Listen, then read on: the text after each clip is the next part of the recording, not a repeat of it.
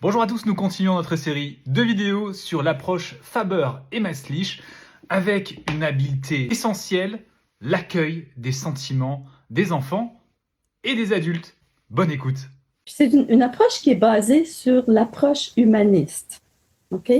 Donc, c'est une approche qui date encore d'avant. On en parle de Carl Rogers et tout Oui. ça, là, les grands courants en psychologie. Alors, c'est encore d'actualité parce que c'est basé sur les sentiments et tout ça. On est des humains. Alors, les humains, on continue d'avoir des sentiments. C'est pareil, l'humain, il n'a pas changé de fonctionnement, vraiment. Tout a changé autour de nous, la technologie, tous ces trucs-là, mais la communication, les problèmes de parents avec leurs enfants, c'est la même chose. Hein? On a des Oui. difficultés à les envoyer se coucher le soir, les faire collaborer pour les trucs qu'on a à leur faire faire. Tout ça, ça n'a pas changé. Oui. Donc, l'approche qui est une approche à la communication, ça reste d'actualité, ça reste la même. Oui. Alors tu parlais d'une approche humaniste et justement tu as cité Carl Rogers. Alors en effet, il y a un centrage autour des sentiments et justement cette possibilité de se connecter via les sentiments. Tu dirais que c'est le point d'orgue de cette approche-là, c'est-à-dire vraiment la considération que les actions sont dictées par les sentiments qui nous permettent de nous adapter à notre environnement notamment. Je pense que la réponse vient avec ta question, c'est évident. Que nous, on dit dans l'approche, quand un enfant se sent bien, il se comporte bien. Oui, Alors, on pourrait rajouter, quand un enfant se sent en confiance avec l'adulte, il respecte l'adulte, il respecte les demandes de l'adulte. Alors, et le respect passe par ce respect des sentiments-là. oui, Quand on se sent compris, quand on se sent écouté, ben, on retourne l'appareil. C'est comme ça, d'ailleurs, que les enfants développent leur capacité d'être empathiques. C'est avec des parents empathiques qu'ils deviennent empathiques aussi. Alors, ils vont traiter les adultes ou même en grandissant, toutes les personnes qu'elles vont côtoyer, de la même façon qu'on les a traités quand eux étaient enfants. Alors, oui. tout interconnecté, bien sûr.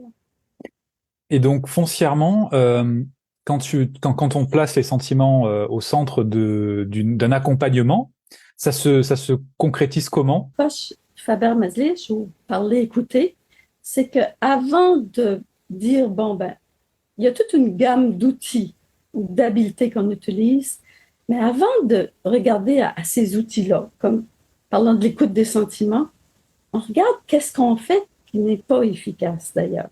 C'est si on peut arriver à identifier ce qu'on fait qui n'est pas efficace, éventuellement le mettre de côté, puis là, mettre en branle tous ces outils-là qu'on a, ça va aller beaucoup plus vite, ça va être beaucoup plus efficace. OK? Donc, il y a toujours un exercice de prise de conscience. Il y a des ateliers aussi qui se donnent partout en France, partout dans le monde. Les ateliers Faber-Maslich, c'est très, très connu dans toutes les langues maintenant. Oui, Euh, alors, dans l'atelier ou même dans les livres, il y a toujours des exercices pour d'abord prendre conscience de qu'est-ce qu'on fait qui ne fonctionne pas, qu'est-ce qu'on fait qui n'est pas efficace. Okay? C'est vraiment la première étape parce que, en général, on nous donne plein de livres de recettes de qu'est-ce qu'on peut faire, comment on devrait faire les choses. Souvent, c'est très théorique. Alors que dans l'approche Faber-Maslich, c'est du pratico-concret et on identifie d'abord ce qui fait que ça ne fonctionne pas. Okay? oui, Juste pour te donner un exemple concret, un enfant qui se blesse, ben, ça fait mal. OK? Mais en général, on a tendance à vouloir diminuer la crise ou la crise de larmes, en particulier si on est en public et tout ça. Et puis on va dire, c'est juste une égratignure, c'est pas si terrible que ça. oui, Alors, automatiquement, on nie les sentiments. OK? Mais là, on ne se rend pas compte que quand on nie les sentiments, on augmente la crise parce que l'enfant veut se sentir compris. oui. OK? Donc, Hmm. nier les sentiments. Puis on prend. Puis tout ça, ça s'applique peu importe l'âge. Tu prends l'adolescente qui est en peine d'amour, OK, qui vient de vivre sa première peine d'amour. Oh, mais la maman qui dit, ben, c'est pas grave, je veux dire, de toute façon, il me plaisait pas, ce gars-là, tu sais. Oui, Trouver d'autres, la réponse philosophique, tu vas en trouver d'autres, tu vois. Et on a plein de stratégies comme ça qu'on pense pour. Puis c'est pas pour mal faire, c'est seulement pour essayer d'apaiser la peine ou la colère. Mais on ne se rend pas compte que, moi j'appelle ça jeter de l'huile sur le feu. oui, On augmente les sentiments de peine, de colère, même le mal, l'égratignure va faire encore plus mal parce que j'ai pas un parent qui me comprend, tu vois. oui. Alors, d'abord, identifier ce qu'on fait qui n'est pas efficace et ensuite remplacer par les habiletés. Qu'est-ce que tu appelles les habiletés? Ben, si tu prends le premier thème qui est autour de l'écoute des sentiments, Oui, un premier thème, une première habileté qui peut sembler vraiment bizarre à l'oreille de quelqu'un qui n'est pas habitué, c'est faire des sons. Hmm. Oh! Puis le langage verbal est important aussi. Plus l'enfant est petit, plus il est centré sur le langage non verbal. oui, Alors, les sons, oh! Ah! Hmm. Alors, moins on parle, c'est ce qu'on apprend dans la poche. Moins on parle, plus l'enfant parle, plus l'enfant ouvre. Ça devient tellement important quand il sent ado. oui, Okay? Alors, l'enfant nous raconte un truc, il y a une forte émotion, peu importe l'âge. La première habileté, c'est d'écouter. Okay? Puis l'autre qui vient juste ensuite, on ne peut pas toujours faire des O A, mais on nomme le sentiment qui sous-tend.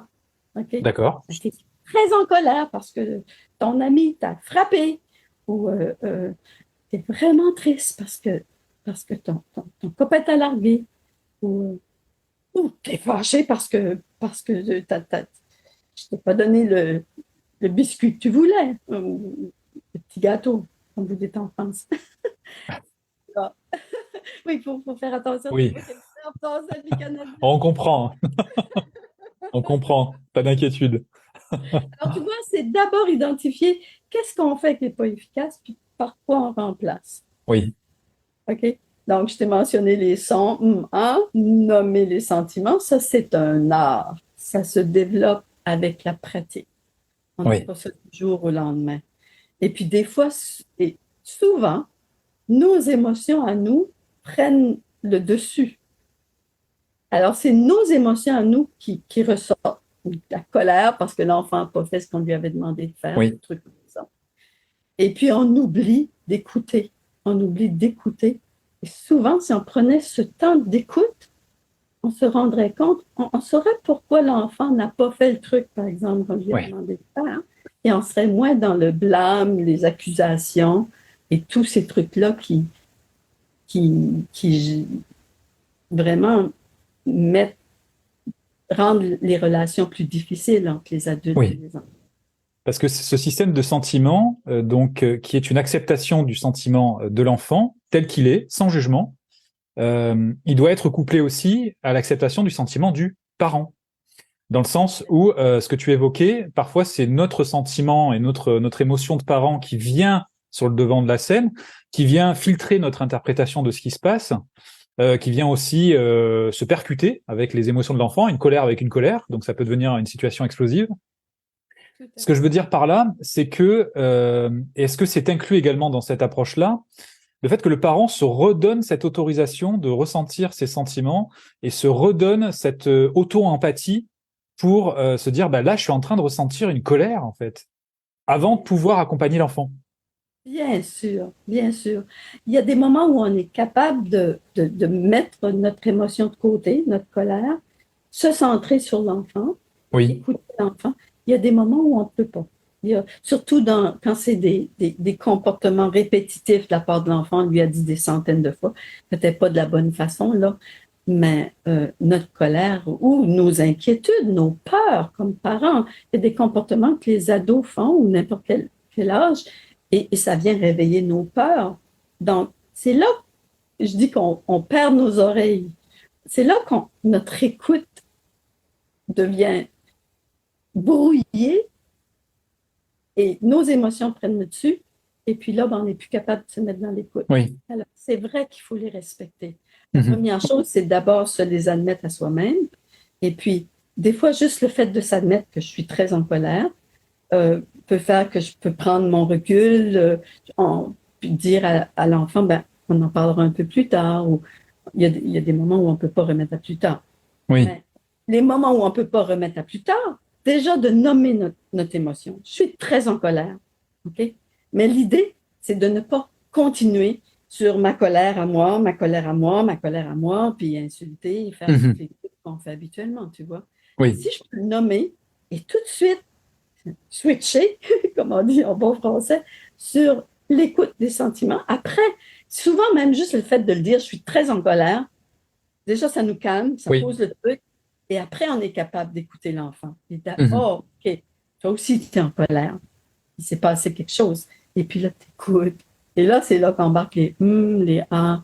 Ah oui, quand ton ami a fait telle chose, tu t'es senti comme ça. Et là, on y va dans l'écoute. OK? Oui.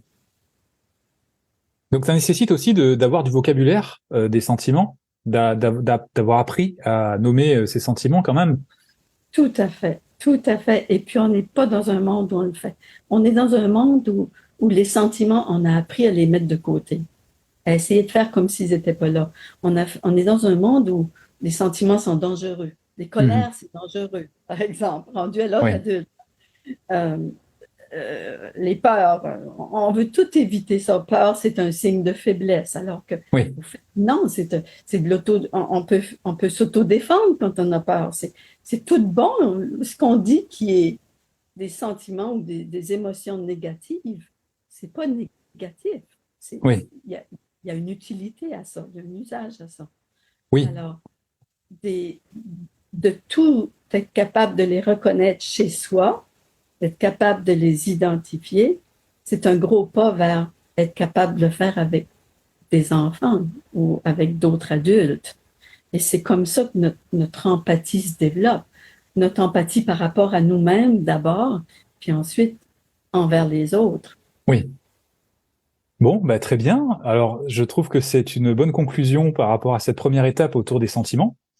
Se donner le droit en tant qu'adulte de ressentir des sentiments et d'exprimer des sentiments, apprendre à le faire, s'entraîner à le faire, et ensuite ouvrir la porte effectivement à cette écoute empathique de l'enfant, avec pareil une verbalisation, une validation des sentiments de l'enfant, afin qu'il se sente lui aussi compris, soulagé, et qu'il y ait une relation de confiance finalement avec l'adulte avec lequel il va coopérer. Et ça tombe bien parce que c'est c'est la prochaine étape. Comment susciter la coopération avec les enfants?